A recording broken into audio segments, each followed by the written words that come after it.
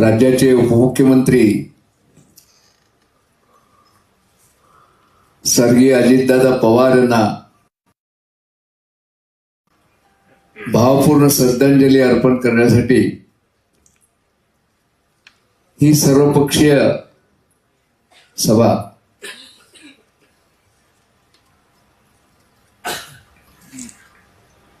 अतिशय सुंदर शब्दामध्ये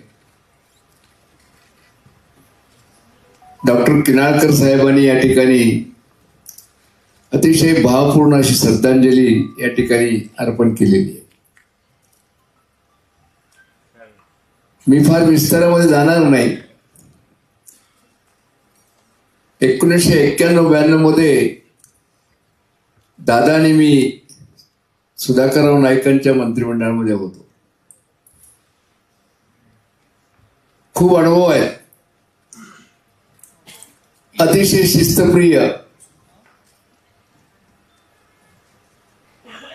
महाराष्ट्राच्या कानाकोपऱ्याची जाण असणारा आणि विशेष करून मी पाहिलं की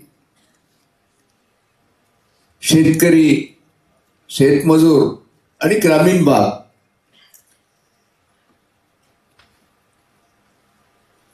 गेल्या वर्षभरामध्ये दादांच्या प्रत्येक भाषणामध्ये पाहिलं, मग ते नर्सीचं असेल कुठलंही असेल,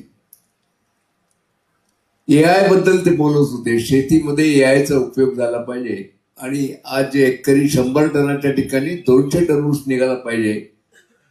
परवा जे बारामतीला त्यांनी ॲग्रो त्या ठिकाणी एक मोठा असं सेमिनार घेतलं होतं, त्यामध्ये त्यांचं अतिशय उत्तम असं भाषण झालेलं होतं.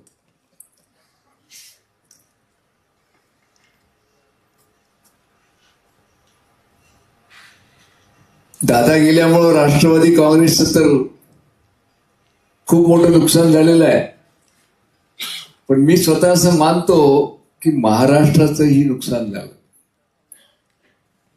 महाराष्ट्राचं नेतृत्व करण्याची क्षमता असणारा नेता आज आपल्यातून गेलेला आहे.